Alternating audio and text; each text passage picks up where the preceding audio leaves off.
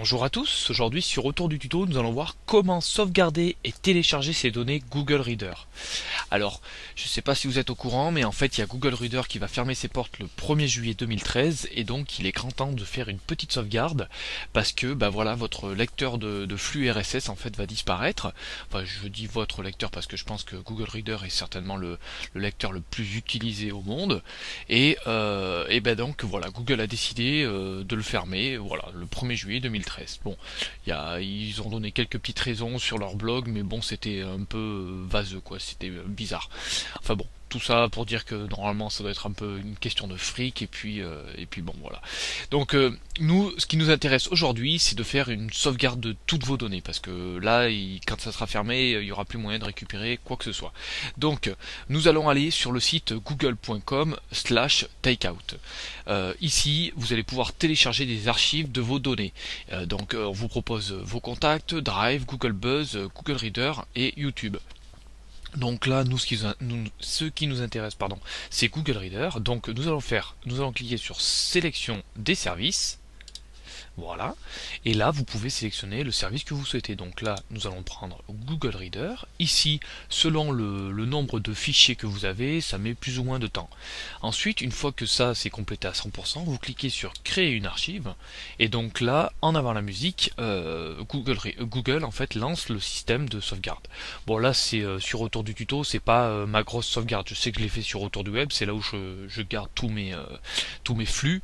Il m'a fallu bien 2 minutes quand même pour sauvegarder un petit peu toutes mes données. Donc là, sur Google Reader, j'avais peut-être, apparemment j'avais 8 abonnements, je pense que j'en ai un peu plus, non. Ça doit pas être le nombre d'abonnements, ça. Ensuite, bon, bref. Je pars n'importe où, là. Ensuite, donc, une fois que c'est terminé, vous cliquez sur Télécharger. Donc là, Google vous redemande de vous connecter à votre compte. Vous relancez votre mot de passe. Eh ben, je me rappelle plus de mon mot de passe. Voilà. Donc là, c'est parti.